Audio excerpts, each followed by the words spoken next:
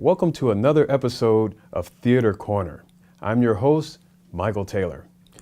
Theater Corner is an interview series created as an ongoing effort to promote more diverse interests and involvement in the theater scene. This program is made possible through a partnership with the Old Globe in San Diego, California. Silence your cell phones, folks. You're about to enter Theater Corner.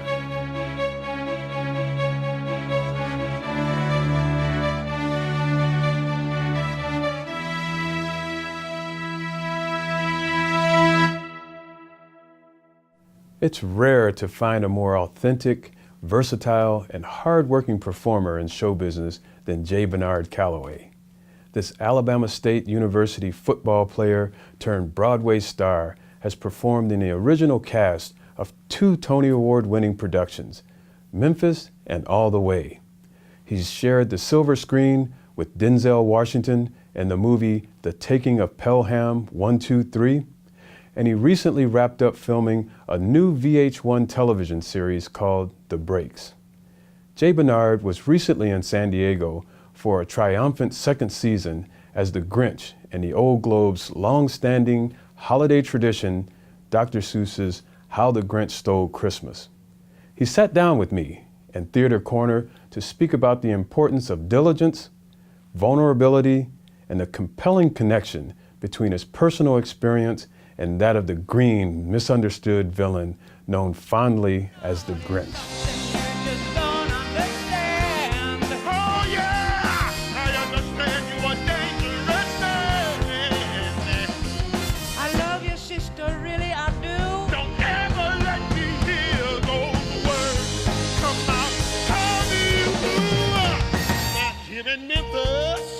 J. Bernard originated the role of nightclub owner Del Rey in the Tony Award-winning musical Memphis. His performance evolved during the production's long run from 2003 to 2013.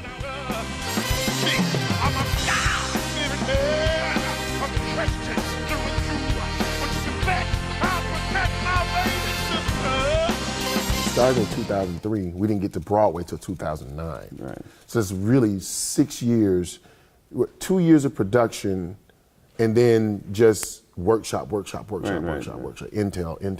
changing stuff up, you know what I mean? Raising money and things of that nature. And to get to Broadway and do 8 shows a week, you always have to find a way to keep things fresh. You always have to find a way, and everybody has their own different way of doing it. So I never try to throw a certain way of doing things to people and say you have to do it this way, and if you don't do it this way, then it won't come out.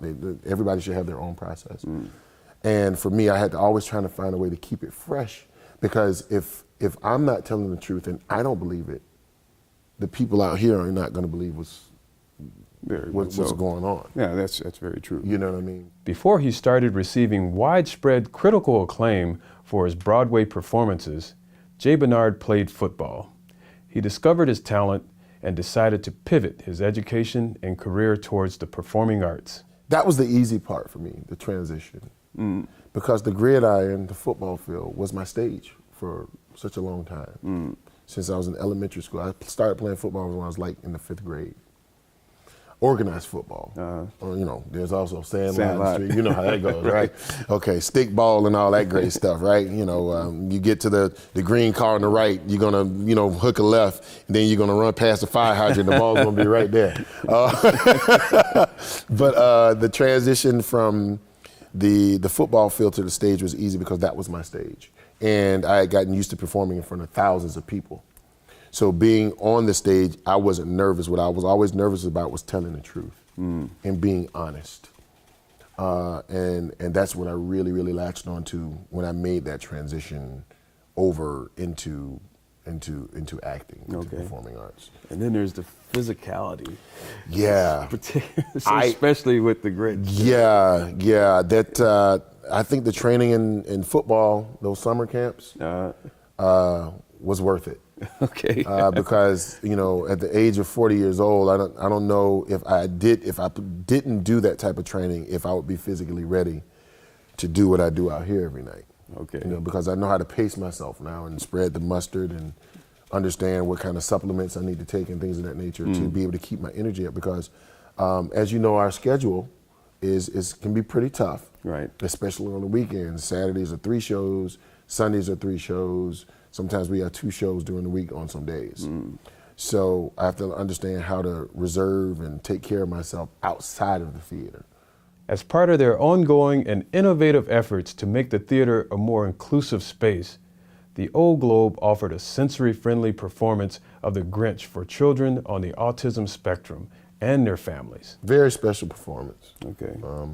I would say probably one of the most special performances throughout this entire run, because it's for a group of kids who never get a chance to actually be able to go and see a full production of a show with all the kit and caboodles. Right. You know, so what we do is, you know, we change some lighting. You know, if it's, you know, too dark or too intrusive, they lighten it or darken it, pertaining to what the children may need. Things like loud noises and grunts and groans that I may do in the show. You know, I modify it. Okay. You know what I'm saying? I don't scare them as much. I don't scare at all. Dr. Seuss's How the Grinch Stole Christmas completed its 19th season at the Globe, and Jay Bernard was the first black actor to play the title role. First of all, I'll say this in respect and honor to everybody else that's played the Grinch before me. I'm giving that homage to them because I have not seen any of them play it. And I'm sure whatever they brought to the table was great too, because the Globe had them here playing the role. But for me, I think just, you know, people always ask me, there's a question always like, you know, how do you feel being the first African American to play the Grinch? You know, I was like, well, you know, first of all, he's green. You know what I mean? Good point. Yeah, he's green, so that X's that out. But but as far as culture and ethnicity is concerned and what I bring to it, I'm very sensitive to and very uberly conscious of the audiences that I perform for. Because I'm always trying to bridge. Okay. I'm always trying, you know, like you said, this piece was originated, or the story was originated in 1957. We're in 2016, total different times. Very good. Yeah, you're correct.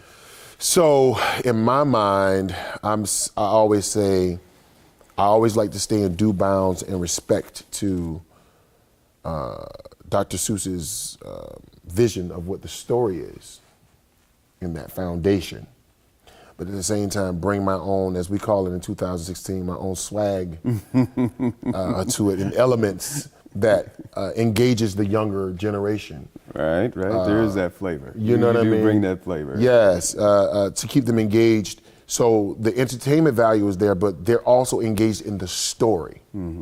Because that's, to me, that's the key, and that's what's really, really important, is the story. Because this goes across generations. It's not just for the older folks who was around when it first originated.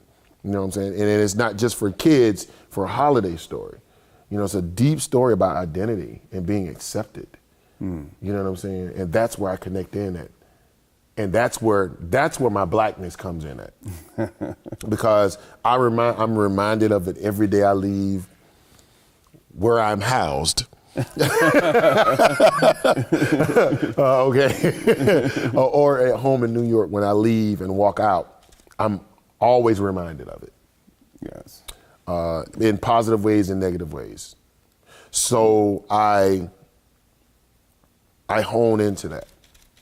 I lean on that, you know, and I use that as I'm in Whoville trying to, you know, connect the dots, and not to be so villainous, you know what I'm saying?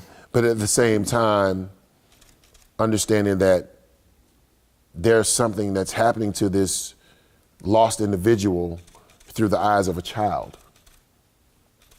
That's another place where I connect that.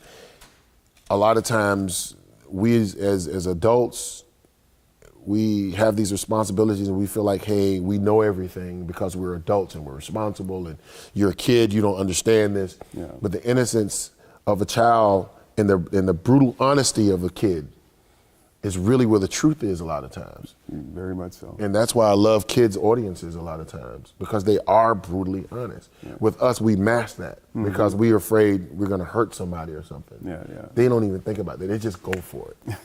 You know what I'm saying? So I really lean on the fact, if I'm going to use my blackness, I lean on the fact that this guy is an outcast of some sort. And we don't know how he got on Mount Crumpet or what happened.